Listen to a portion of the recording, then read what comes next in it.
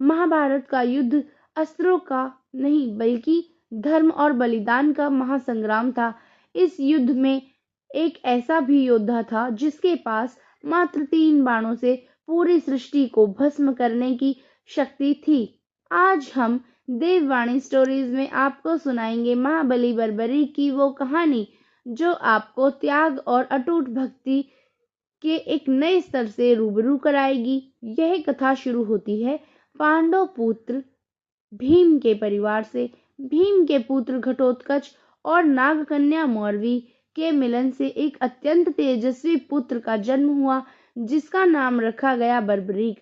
बर्बरीक को वो वीरता विरासत में मिली थी। उन्होंने भगवान शिव की कठिन तपस्या की जिससे प्रसन्न होकर महादेव ने उन्हें ऐसे दिव्य 3 बाण दिए जो कभी अपना लक्ष्य नहीं चूकते थे। इन बाणों की शक्ति ऐसी थी कि वे ब्रह्मांड की किसी भी सेना को क्षण भर में समाप्त कर सकते थे। जब कुरुक्षेत्र के युद्ध की रणभेरी बजी तो बर्बरीक ने भी इस युद्ध में सम्मिलित होने का निर्णय लिया। प्रस्थान करने से पूर्व उनकी माता ने उनसे एक कठिन वचन मांगा। उन्होंने कहा, पुत्र, यदि तुम्हें युद्ध में शस्त्र उठाने पड़े तो सदैव उसी पक्ष की ओर से लड़ना जो हार रहा है। अपनी माता को यही दिया हुआ वचन देकर वह आगे चले। उनके जीवन की सबसे बड़ी परीक्षा बन गई। बर्बरीक ने अपने नीले घोड़े पर सवार होकर युद्ध भूमि की ओर बढ़ रहे थे। तभी मार्ग में स्वयं कृष्ण भगवान ने आकर एक ब्राह्मण का रूप धारकर उनका मार्ग रोका। कृष्ण ने उनकी शक्ति का उपहास उड़ाते हुए उन्हें चुनौती दी कि वे सामने खड़े पीपल के पेड़ के सभी पत्तों को एक ही बाण से छेद कर दिखाएं। बर्बरीक ने जैसे ही बाण छोड़ा उसने एक एक करके सभी पत्तों को चिन्हित कर दिया। कृष्ण ने चतुराई से एक पत्ता अपने पैर के नीचे दबा लिया था, लेकिन बर्बरीक का बाण उनके पैर के आसपास ही घूम रहा था। कृष्ण समझ गए थे कि इस योद्धा का युद्ध में उतरना पांडवों की हार का कारण बन सकता है। श्री कृष्ण जानते थे कि बर्बरीक अपने वचन के कारण हमेशा हारने वाले के पक्ष कौरवों की ओर ही चले जाएंगे, जिससे धर्म की स्थापना असंभव हो जाएगी।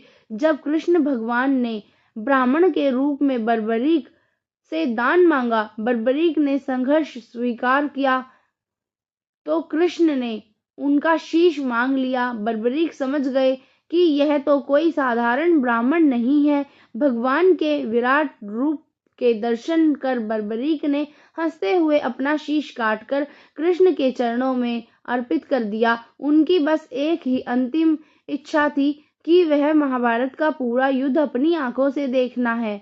भगवान ने उनके शीश को अमृत से सींचकर एक ऊंची पहाड़ी पर स्थापित कर दिया। युद्ध समाप्त होने के बाद पांडवों के बीच इस बात की चर्चा होने लगी कि विजय का मुख्य श्रेय किसे जाता है।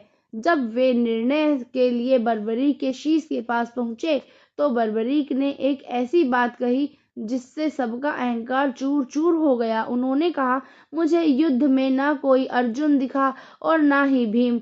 मुझे तो पूरे रण क्षेत्र में केवल श्री कृष्ण का सुदर्शन चक्र घूमता दिख रहा था और द्रौपदी के रूप में साक्षात महाकाली को दुष्टों का रक्तपान करते हुए दिखाई दी। बर्बरीक के इस अद्वितीय बलिदान से प्रसन्न होकर भगवान कृष्ण ने उन्हें अपना नाम श्याम दिया।